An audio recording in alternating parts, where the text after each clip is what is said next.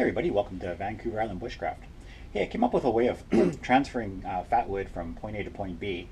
I was just using a piece of metal that I had on my desk to move it over. I was playing around with some.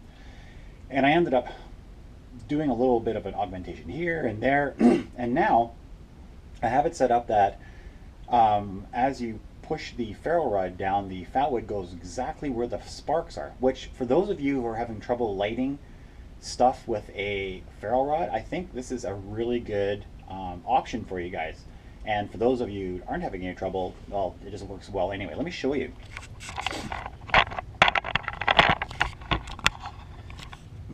Okay, all it is this is a door jamb metal. You know, the doorknob, or the knob kind of goes in, not the knob, but the latch goes into the jamb. That's all it is. I bent it at 30 degrees and I put some Gorilla Tape on it. And the interesting thing is, oh, just so you guys know, when you scrape the fat wood with the dull end, you get good scrapings, but they're kind of large. And if you use the blade,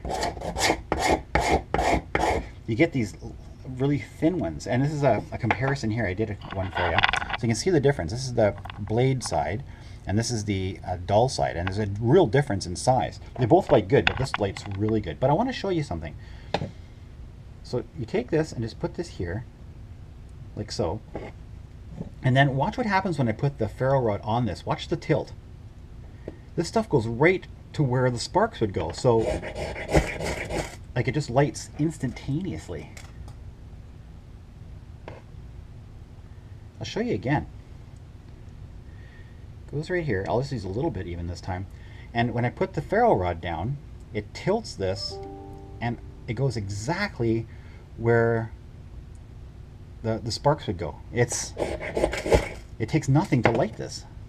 And then you can transfer it over to wherever.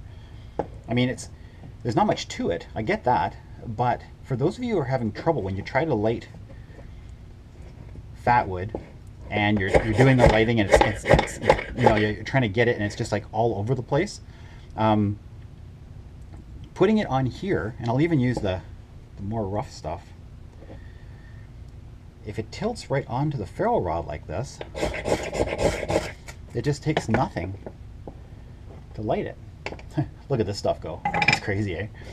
Okay, anyway, but yeah, 30 degrees. Put some Gorilla Tape around here. You might want, I don't know, maybe even use pipe tape so it's not flammable, because I'm sure this would have probably light on fire after a while. But if you use the aluminum pipe tape and bent it at 30 degrees, you literally get a situation where when you put the ferro rod on, it bends your fat wood right there. I thought it was pretty cool for those of you who are having trouble lighting fat wood, because the sparks are going everywhere but where you want them to go. This seems to just work every single time. I don't know if it's maybe gimmicky or not, but it's easy to make. It takes like 5 minutes to make one, put it in your pocket, and it seems to be able to light the fat wood no problem, or probably any other tinder without any issue at all, because it literally falls onto the ferro rod and the sparks just head right to it. So a little food for thought. Give me your thoughts and comments. And I'll see you guys next time on Vancouver Island Bushcraft.